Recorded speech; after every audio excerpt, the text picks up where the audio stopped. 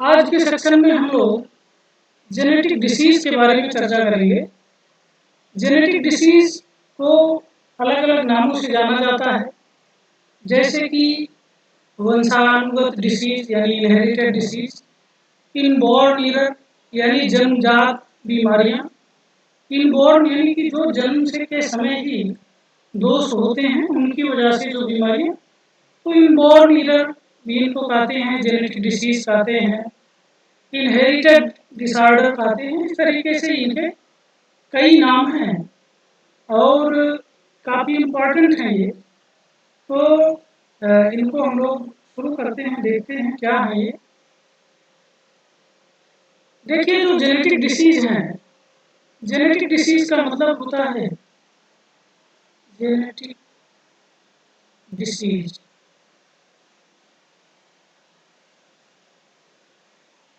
Genetic disease का मतलब वह बीमारियां जो हमारे जेनेटिक मटेरियल में दोष के कारण उत्पन्न होती हैं, यानी those disease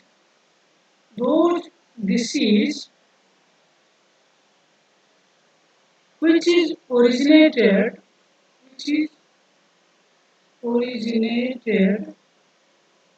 due to abnormality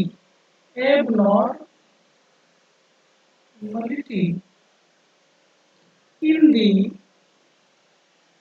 genetic material of the organism। यानी वह बीमारियां जो किसी जीव के जनन द्रव्य या जनन पदार्थ में असामान्यताओं के कारण उत्पन्न होते हैं, उन्हें हम जेनेटिक डिसीज के नाम से जानते हैं। दोज डिसीज या those disorder which is originated due to abnormalities or error in the genetic material of the organism is known as genetic disease। is known as genetic disease। अब हम लोग जानते हैं कि जो जेनेटिक मटेरियल है वो क्या है, वो है डीएनए। ये जो जेनेटिक मटेरियल है, as we know that genetic material is DNA. Genetic material of most of the organism except some viruses. कुछ वायरसों में आरएनए हो सकता है, लेकिन औसतन ज़्यादा से ज़्यादा यानी 99% जीवों में genetic material of most of the organism is DNA. और यह जो डीएनए है वो कैसे होता है, कोशिका के अंदर यह क्रोमोसोम के रूप में होता है।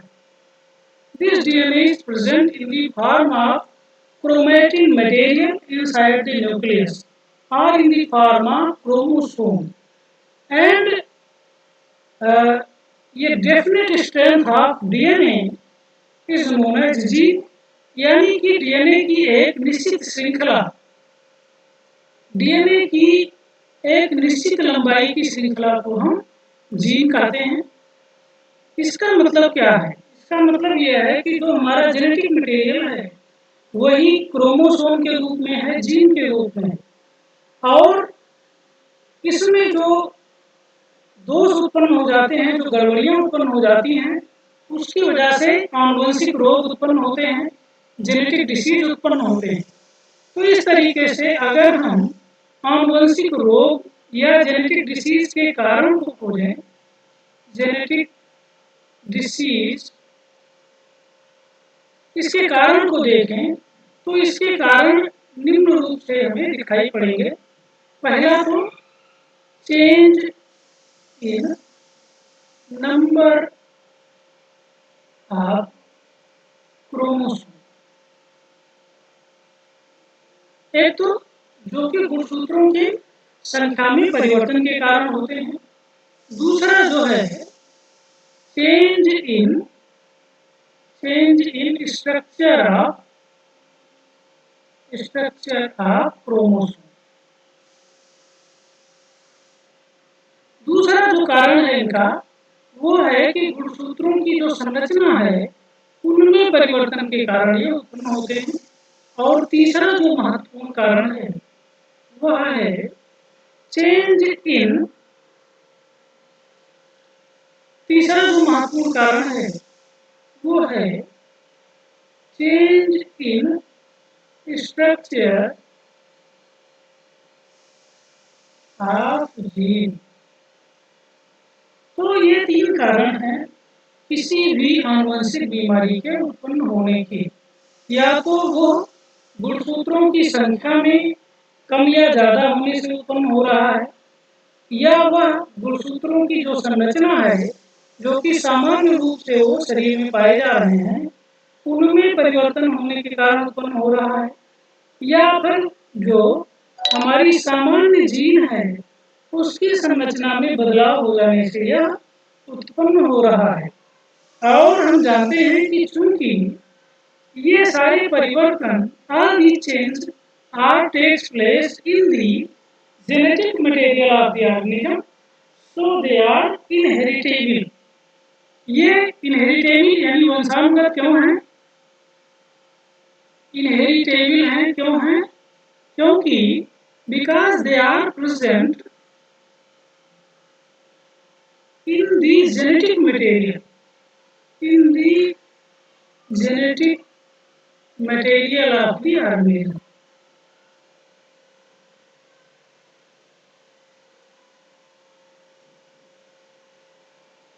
ये चूंकि जो जीव है उसकी आनुवंशिक पदार्थ में पाए जाते हैं, इस वजह से ये वंशानुगत होते हैं, एक पीढ़ी से दूसरी पीढ़ी में जाते हैं और इसीलिए इन्हें जेनेटिक डिसीज के नाम से जाना जाता है।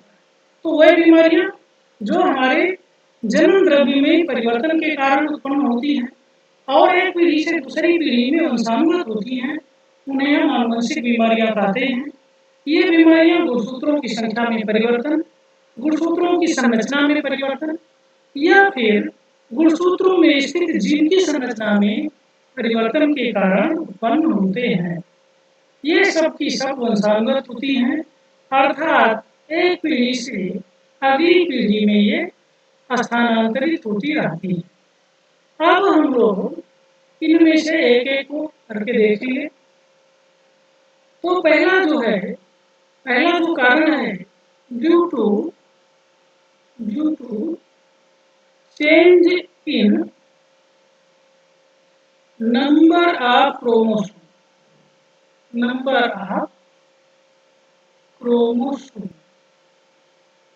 पहला कारण यह है क्रोमोसोम। अगर हम मनुष्य की बात करें तो मनुष्य में कुल 46 गुणसूत्र होते हैं, यानी कि अगर हम ह्यूमन बींग्स की बात करें तो कुल कितने हैं? 46 नंबर ऑफ क्रोमोसोम हैं। और इन 46 में से जो 44 हैं हमारे वो ऑटोसोम हैं, और जो दो हैं यानी 44+2 ये दो जो हैं वो हमारे सेक्स क्रोमोसोम।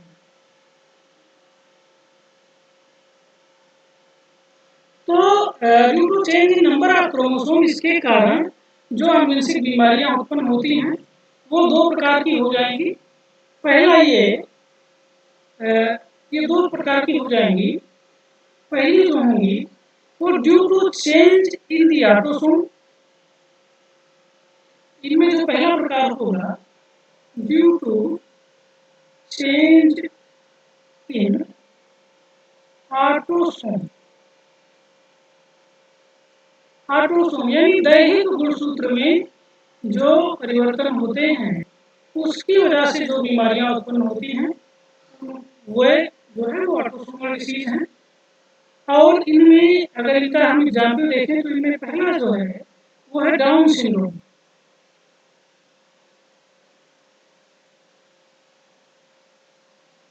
Down syndrome. इसके बाद दूसरा अगर इसका देखें तो वह है डाउन सिंड्रोम के बाद जो इसमें दूसरी बीमारियां हैं वो है एडवर्ड सिंड्रोम।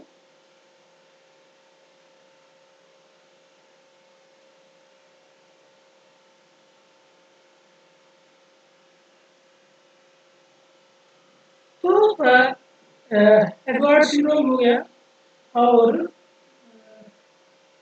इसमें कुछ और बीमारियां हैं जिसको हम देखेंगे आगे चल। और दूसरा जो परिवर्तन होता है वो है ड्यू टू चेंज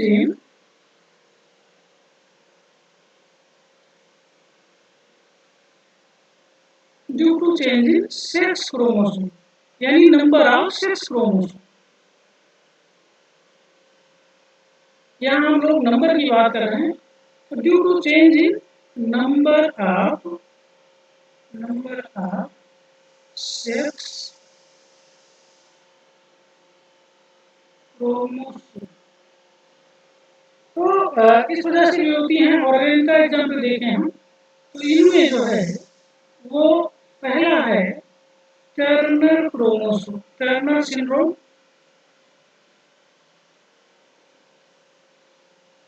और दूसरा जो है इसमें वो है क्लाइन हेल्टर्स सिंड्रोम।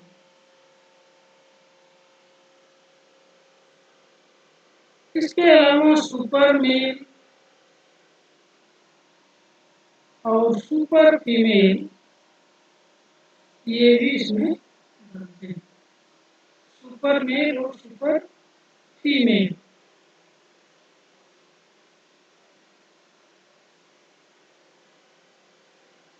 सुपर, तो इस तरीके की बीमारियां हैं जो कि गुणसूत्रों की संख्या में परिवर्तन के कारण उत्पन्न होती है। अब इनमें जो है अगर हम थोड़ा सा आगे चलें और इनमें देखें, तो ये जो डाउन सिंड्रोम है हमारा, वो जो हमारा 21वां जोड़ा है वो ट्राइसोमी के कारण उत्पन्न होता है। 21वां जोड़ा जो है वो ट्राइसोमिक हो जाता है और इस वजह से ये उत्पन्न होते हैं। तो ये जो ट्राइसोमिक दशा है उसकी बात हम लोग कर लें।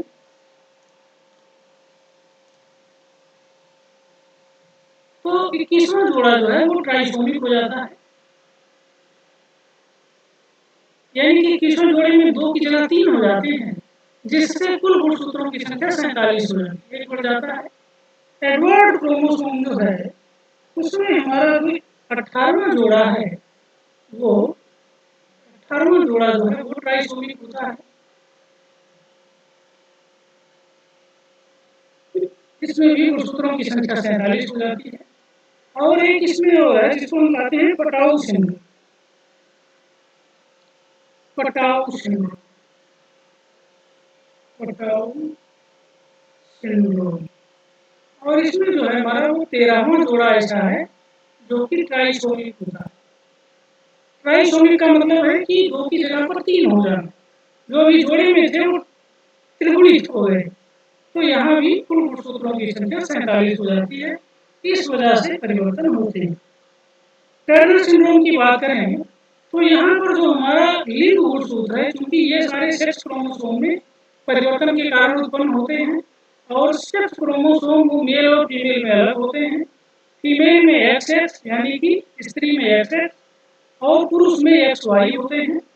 टर्नर सिंड्रोम जो है वो स्त्रियों में होने वाला परिवर्तन है, जिनमें जो ये XX है वो केवल एक रह जाता है, केवल एक हो जाता है X। तो परिणाम स्वरूप कुल संख्या हमारी 45 आ जाती है। क्लाइनफेल्टर सिंड्रोम में जो हमारा सेक्स गुणसूत्र है वो 3 हो जाता है, यानी जो हमारा सेक्स क्रोमोसोम है वो XXY होता है। तो ऐसे व्यक्ति जो है वो मेल और फीमेल के बीच के हो जाते हैं, और यहाँ जो है गुणसूत्रों की कुल संख्या 47 होती है। सुपर मेल अगर है तो उसका हो जाएगा XYY,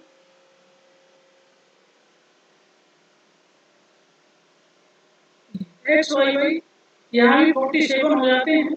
इनको अतिनर कहते हैं। और सुपर फीमेल अगर है तो उसका सेक्स गुणसूत्र XX हो सकता है।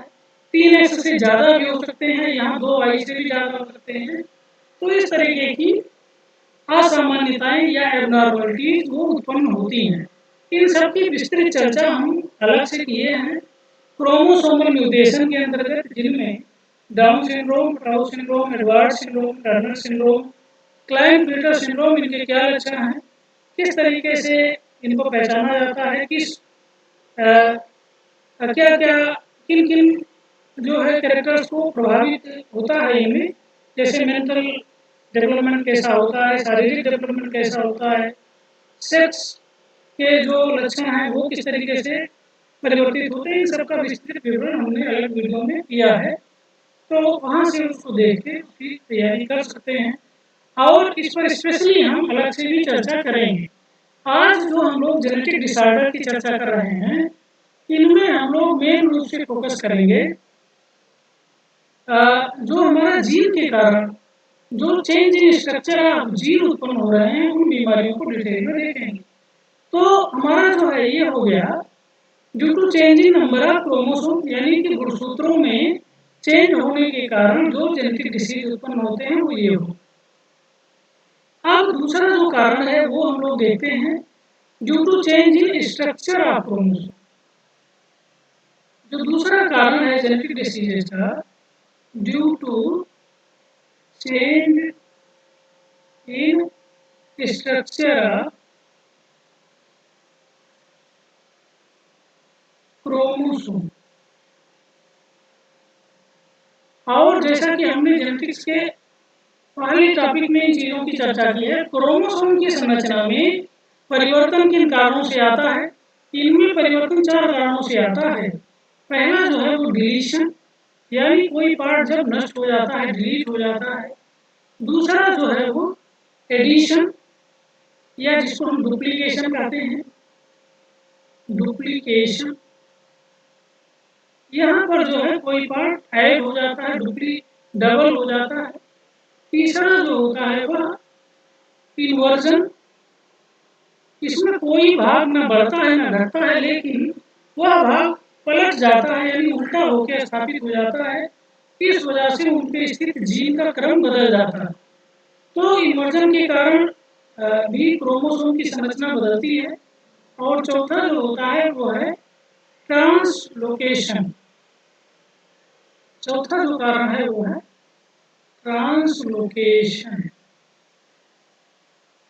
इनका जो ह्यूमन बींग्स में इनका जो उदाहरण है वो है क्राइडू-चैक सिंड्रोम।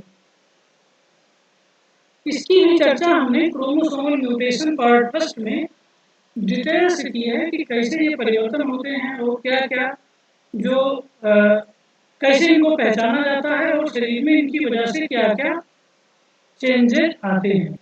तो जो बीमारी है क्राइडू-चैक सिंड्रोम, जिनमें जो बेबी है वो बिल्ली की तरीके की आवाज़ निकालता है, कैट क्राई सिंड्रोम भी इसे पाते हैं।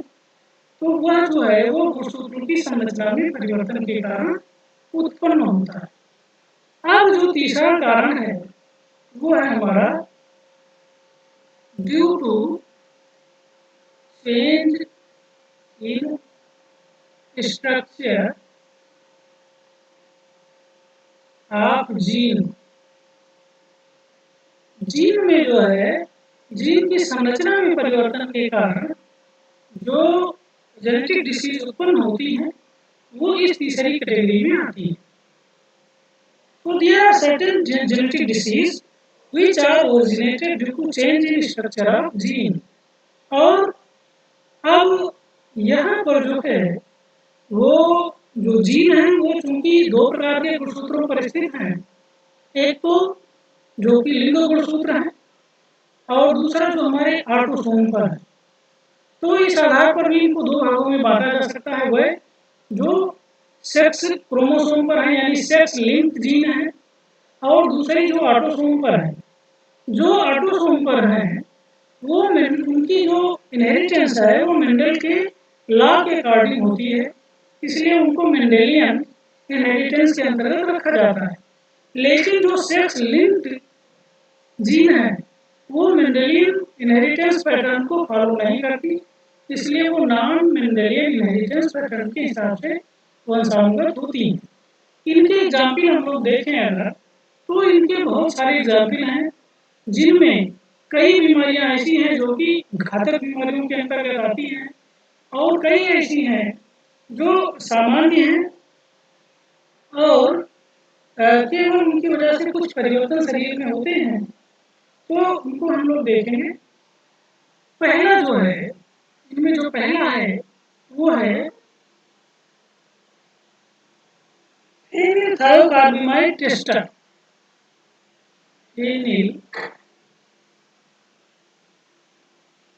कार्बिमाइड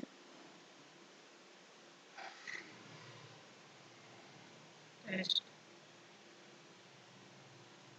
इसको पीटीसी टेस्टर कहते हैं। PTC tester. अभी हम लोग आगे चर्चा करेंगे ये है क्या। उसके बाद है दूसरी अगर बीमारी देखें तो ब्रेकीडेक्टाइली होती है। ब्रेकीडेक्टाइली जो है, ब्रेकीडेक्टाइली होती है, इसको भी हम लोग डिटेल में देखेंगे। तीसरा जो है वो काफी घातक बीमारी है जिसको हम कहते हैं हंटिंगटन, हंटिंगटन कोरिया। इसके अलावा एक है टंग रोलिंग, टंग रोलिंग। इसको बीमारी के अंतर्गत नहीं रख सकते टंग रोलिंग को। टंग रोलिंग का मतलब होता है जीभ का मोड़ना, यानी जो हमारी जीभ है वो हम पीछे की तरफ मोड़ लेते हैं। यह लक्षण भी एक जीन के कारण उत्पन्न होता है, जीन के प्रभाव के कारण उत्पन्न होता है। और जब जीन में परिवर्तन हो जाते हैं, जो परिवर्तित जीन वाले व्यक्ति हैं उनमें वो टंग को नहीं मोड़ पाते। इसके अलावा कुछ ऐसी बीमारियां हैं जो हमारी मेटाबॉलिज्म को प्रभावित करती हैं, जो हमारी मेटाबॉलिक एक्टिविटी है उनको प्रभावित करती हैं। और चूंकि जो मेटाबॉलिक क्रियाएं हैं, जो उपापचयी क्रियाएं हैं, वो एंजाइम के द्वारा नियंत्रित होती हैं। जो हमारे शरीर में मेटाबॉलिक क्रियाएं होती हैं, यानी कि जो मेटाबॉलिक क्रियाएं हैं या उपापचयी क्रियाएं को कहते हैं मेटाबॉलिक फिनोमिना।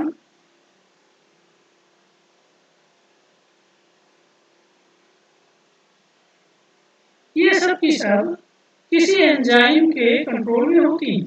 जैसे कि मेटाबॉलिक क्रिया के अंतर्गत अगर हम लें तो पाचन, श्वसन, उत्सर्जन, संवेग, तंत्रिका तंत्र की क्रियाएं, मतलब सभी प्रकार की जो फिजियोलॉजिकल क्रियाएं हैं वो सब मेटाबॉलिक क्रियाओं के अंतर्गत आती हैं।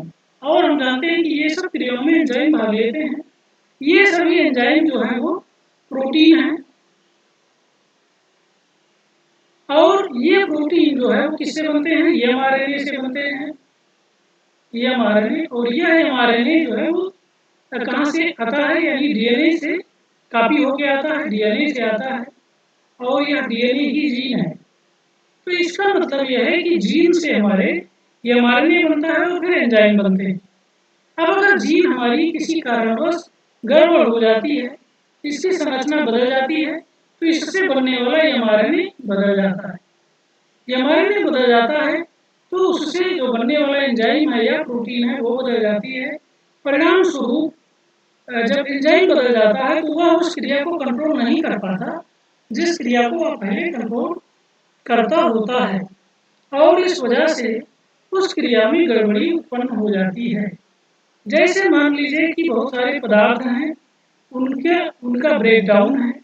बहुत सारे पदार्थ हमारे शरीर में बनते हैं और उनका ब्रेकडाउन होता है, जिसको कैटाबॉलिज्म कहते हैं, अपचय की क्रिया कहते हैं। तो अगर इनके जीन में परिवर्तन हो गया तो उनका ब्रेकडाउन नहीं हो पाता, वो वैसे ही शरीर में बचे रहते हैं, और उनकी वजह से फिर शरीर में दिक्कतें पैदा होती हैं।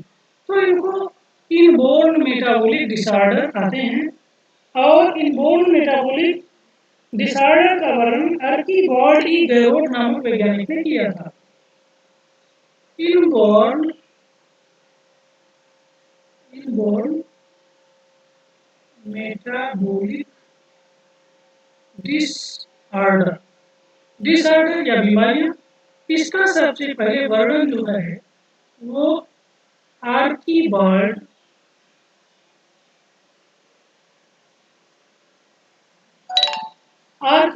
गैरोड नामक वैज्ञानिक ने किया था। इन्होंने एक किताब में इसका वर्णन किया था 1908 ईस्वी में। 1908 ईस्वी में इन्होंने एक किताब लिखी थी जिसको कहते हैं inborn metabolic inborn error of metabolism. Inborn error of metabolism. Inborn error of metabolism नामक किताब उन्होंने 1908 में लिखी थी आर्कीबाल्ड गैरोड नामक वैज्ञानिक ने।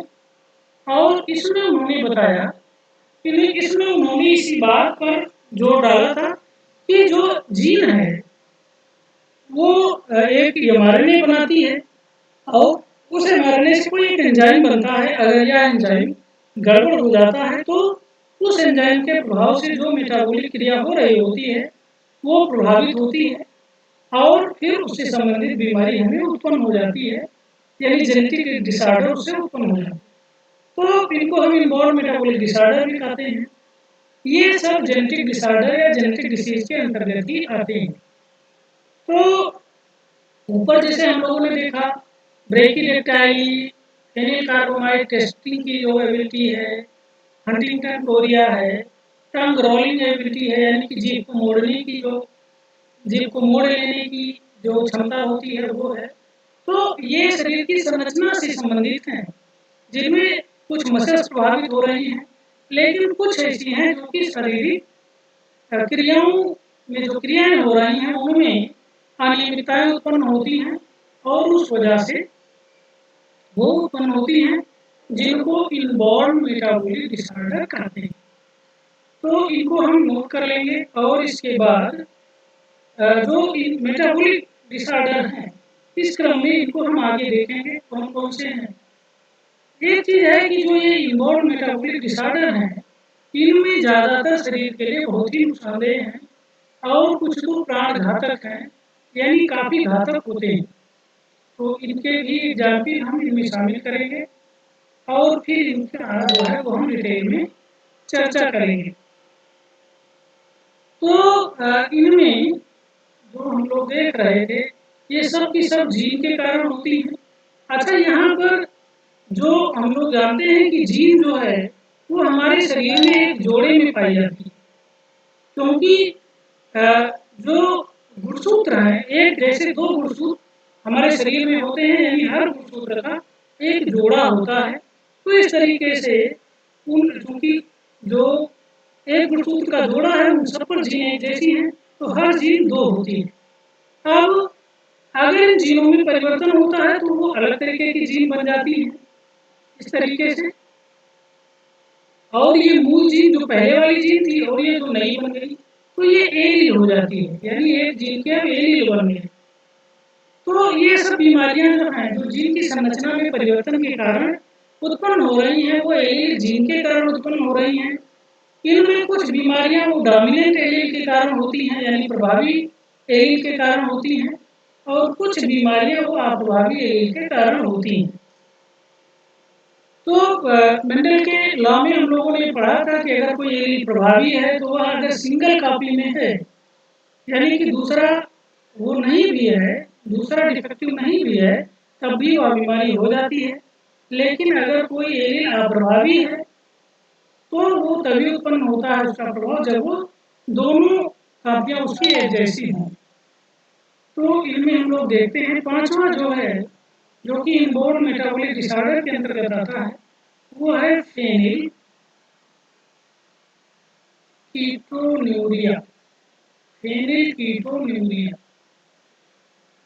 फेनिल कीटोन्यूरिया कहते हैं इसको, पीकेयू शॉर्ट में कहते हैं फेनिल कीटोन्यूरिया।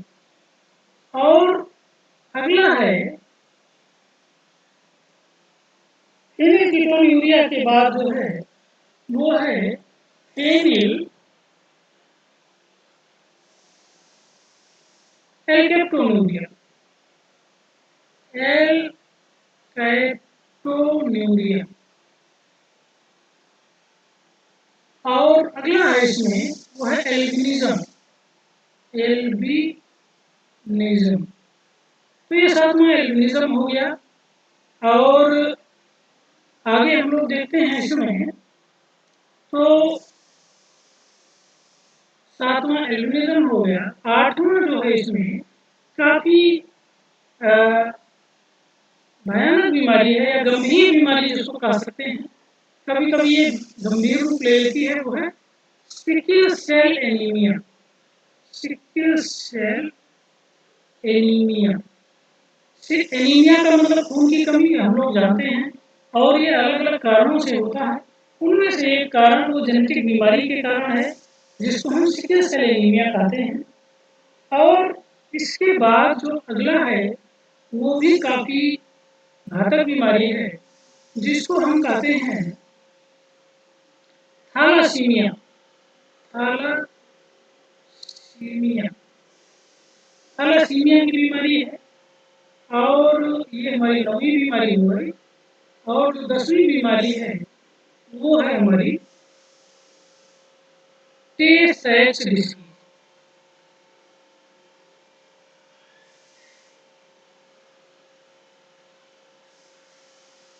टे सैक्स डिसीज तो इतनी बीमारियां हैं, यानी ये मोटे मोटे तौर पर 10 ऐसी बीमारियां हैं जो कि हमारे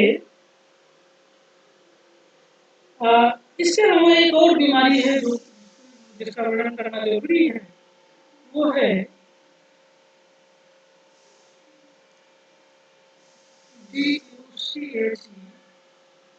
डुचेनी मस्कुलर डिस्ट्रॉफी।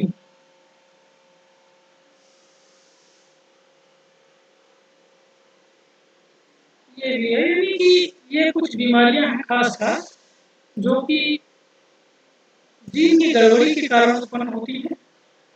और इनमें जैसे थैलेसीमिया है, सिकल सेल एनीमिया है, टे सैक्स है, डुचेनी मस्कुलर डिस्ट्रॉफी है, काफी घातक बीमारियां हैं। सिकल सेल एनीमिया भी ये अगर इसकी दोनों जीन गड़बड़ है तो काफी घातक ये भी हो सकता है, लेकिन अगर हेटेरोजाइगस कंडीशन में है तो उतनी घातक नहीं होती है। थैलेसीमिया भी कुछ दशाओं में काफी घातक हो जाती है। टे सैक्स डिसीज घातक है और डुचेनी मस्कुलर डिस्ट्रॉफी भी एक घातक बीमारी है। तो ये है, ये कुछ ऐसी जेनेटिक बीमारियां हैं जो कि जीन की संरचना में परिवर्तन के कारण उत्पन्न होती हैं। या अब जीन की संरचना में परिवर्तन की क्रिया को हम म्यूटेशन कहते हैं, तो हम ये भी कह सकते हैं कि जीन में म्यूटेशन के कारण उत्पन्न होती है। और जीन में म्यूटेशन होता है तो उसकी नई एलील बनती है। वह जो परिवर्तित जीन है वो उसकी एलील है। यह एलील रोग के लिए उत्तरदायी है और यह एलील रेसेसिव हो सकती है, अप्रभावी हो सकती है या प्रभावी हो सकती है, दोनों तरीके की स्थितियां हो सकती हैं।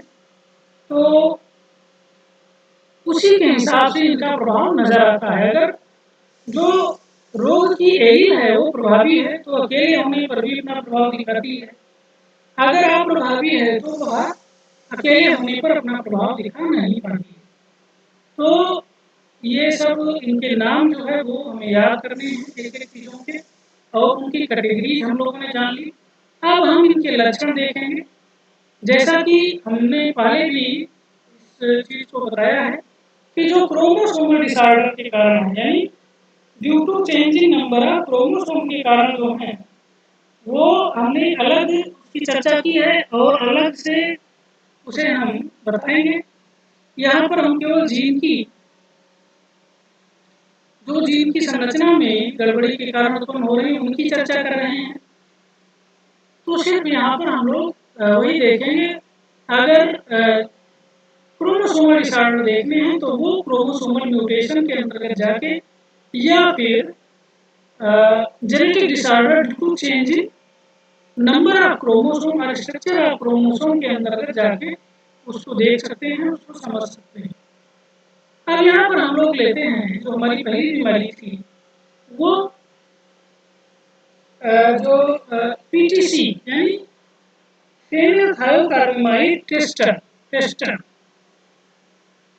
पहली जो बीमारी थी हमारी वो है फेनिलथायोकार्बामाइड टेस्टर या phenylthiocarbamide tester ability, PTC testing ability.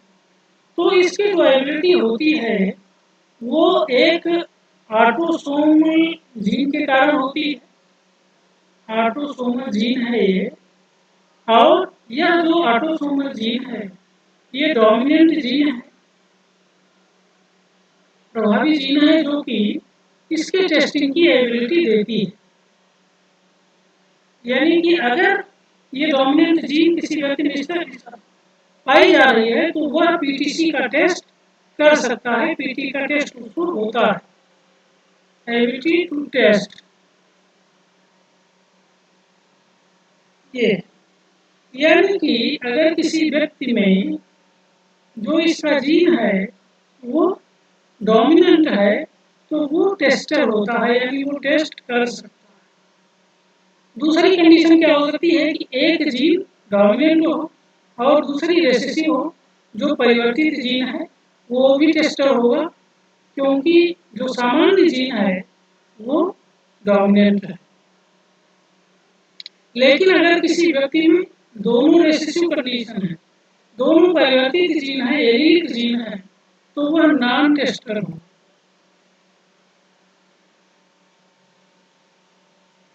तो ये जो एबिलिटी है वो जीन की संरचना में परिवर्तन के कारण उत्पन्न होती है। दूसरा जो है वो है हमारा ब्रेकिडेक्टाइली।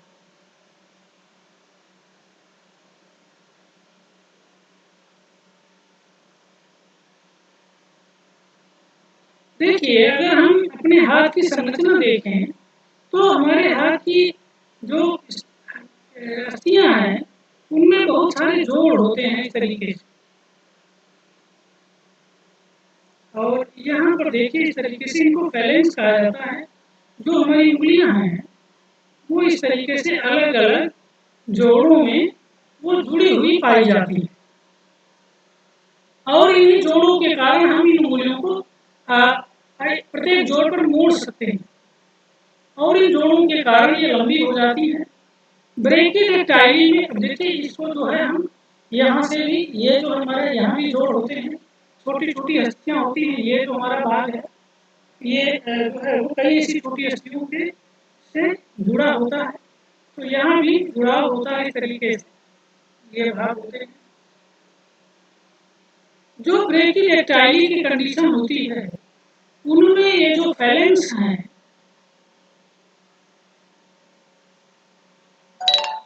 ये जो अस्थियां हैं वो एक दूसरे से जुड़ जाती हैं, यानी कि छोटी हो जाती हैं और ये एक दूसरे में फ्यूज हो जाती हैं, इनमें संधि नहीं होता, ये कम हो जाती हैं। जो उंगलियां हैं इस तरीके से कम हो जाती हैं, इनकी संधियां कम हो जाती हैं। परिणाम क्या होता है कि जो हमारे फैलेंस हैं ये काफी छोटे हो जाते हैं, शार्ट हो जाते हैं, और इनमें मूवमेंट भी कम होता है। तो ब्रेकिडेक्टाइली युक्त जो व्यक्ति हैं उनकी जो उंगलियां हैं फैलेंस हैं काफी छोटी होते हैं। हाथ का ये पूरा जो फैलेंस है, हमारा पंजा है, ये काफी छोटा हो जाता है। इनमें अस्थियों की संख्या कम हो जाती है, क्योंकि ज्यादातर अस्थियां वो फ्यूज होकर जुड़ गई हैं, एक हो गई हैं, तो जो दो होनी चाहिए थी वो एक हो जाती हैं। इस वजह से इनकी संख्या कम हो जाती है।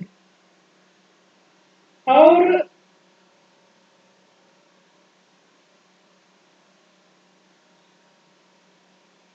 ये जो दशा है वो भी एक ऑटोसोमल जीन के कारण उत्पन्न होती है,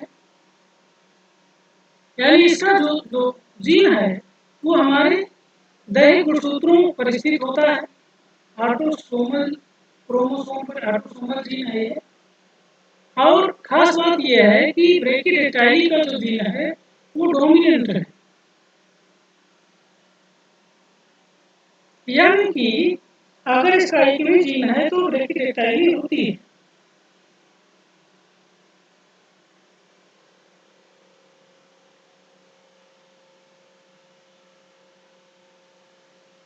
अब यहाँ पर स्थिति बदल जाती है। अगर इसको हम बी से दर्शाएं तो जो बी भी है वो तो ब्रैकियोडेक्टाइली होगा, जो बी और स्मॉल बी है वो भी ब्रैकियोडेक्टाइली होगा, लेकिन जिनमें दोनों रेशियो हैं वो नॉर्मल होगा। यानी कि हम लोग नॉर्मल की कैटेगरी में हैं, जो ऐसे हैं उनकी संख्या कम होती है। तो ये हो गया ब्रैकियोडेक्टाइली, जो कि फीमेल यानी पीटीसी के उल्टा इसका जो नेचर है वो उल्टा है। अगला जो हम लेते हैं वो है टंग रोलिंग एबिलिटी। तीसरा जो है वो है टंग रोलिंग एबिलिटी। टंग यानी जो जीव है उसको मोड़ने की क्षमता।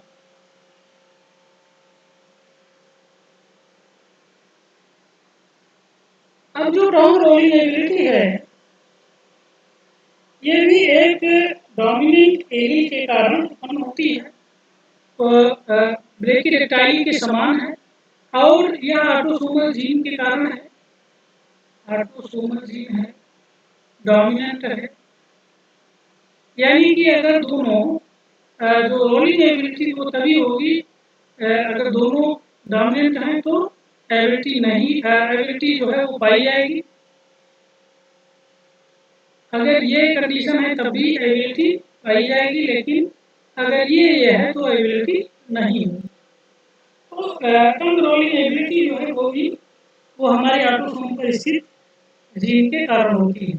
अब इसको अगर हमें वर्णन करना है तो इस तरीके लिख सकते हैं कि मनुष्य के दैहिक गुणसूत्रों में या ऑटोसोम में जीव को मोड़ने के लिए या जीव के मोड़ने के लक्षण को नियंत्रित करने की एक जीन पाई जाती है, या एक प्रभावी जीन के द्वारा यह लक्षण नियंत्रित होता है। और जब यह जीन अप्रभावी रूप में या अपने अप्रभावी एलील के रूप में उपस्थित होती है, और दोनों किसी व्यक्ति के दोनों जीन वो अप्रभावी होते हैं तो उनमें जीव को मोड़ने की क्षमता नहीं होती है। They do not roll their tongue, yeah, they do not possess the tongue rolling ability if their both these genes are recessive, which is responsible for the rolling of tongue. तो इस तरीके से हम इसको डिस्क्राइब कर सकते हैं इन चीजों को। अब जो है हम आगे बढ़ते हैं और इसमें जो लेते हैं वो हमारा अगला जो है वो है एल्बिनिज्म का।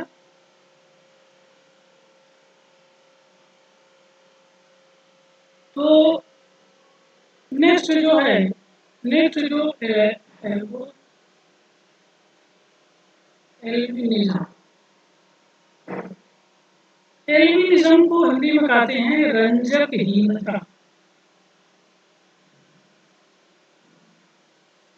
रंजकहीनता का मतलब है कि रंजक यानी रंग और हीनता मीन्स ना होना, यानी अगर हमारे स्किन में रंग नहीं है तो वह सफेद हो जाती है। Albinism ALBINIS रंजकहीन। ऐसे व्यक्ति के जो बाल हैं, आंखों की पुतलियां हैं, त्वचा का रंग है, ये सब वाइट होते हैं। हेयर है, आइरिस कलर है,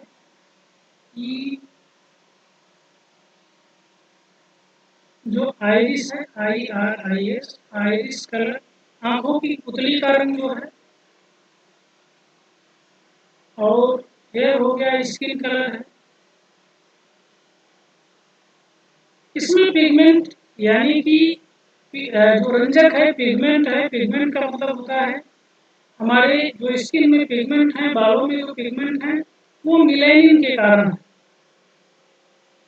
मिलेनिन एक वर्णक है जो हमारे स्किन में होता है, हेयर में होता है, आइरिस में है, और उसकी वजह से हमारे इन संरचनाओं में रंग होता है।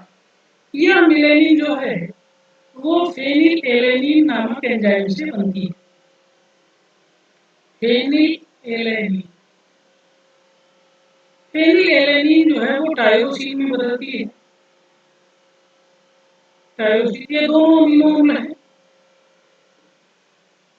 अमीनो एसिड हैं, यानी हमारे शरीर में फेनिलएलनिन नामक अमीनो एसिड पाया जाता है और यह जो है वो टायरोसिन में बदलता है।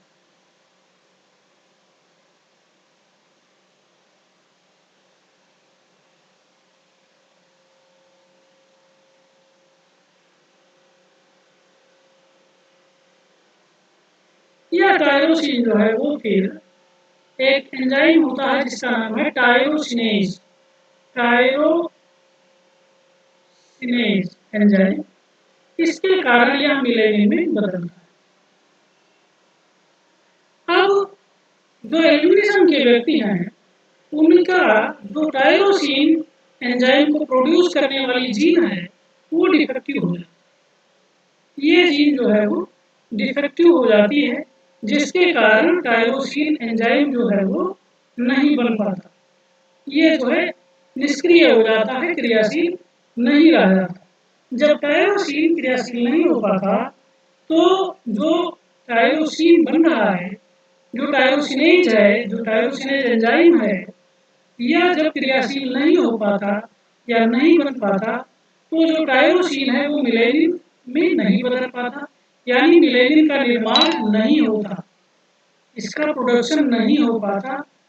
और जब मिलेनिन नहीं बनता तो त्वचा के रंग गायब हो जाते हैं, हेयर के रंग गायब हो जाते हैं, आंखों की पुतली के रंग गायब हो जाते हैं और व्यक्ति रंजकहीनता का शिकार हो जाता है। तो इस तरीके से ये जो है एल्बिनिज्म की बीमारी भी जीन में दोष के कारण उत्पन्न होती है।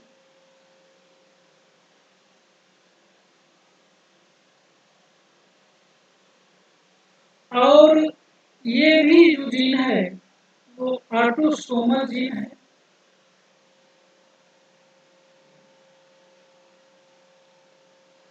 ऑटोसोमल जीन है और अगर इनमें म्यूटेशन हो जाता है, इसकी जीन में म्यूटेटेड फॉर्म ऑफ जीन उपस्थित है तो जो है यह मतलब ऐसे व्यक्ति में रंजक या पिगमेंट नहीं बन पाते, उनका शरीर का जो कलर है वो सफ़ेद हो जाता है, उनके बहुत सारी संरचनाएं वो सफ़ेद रंग में दिखती हैं।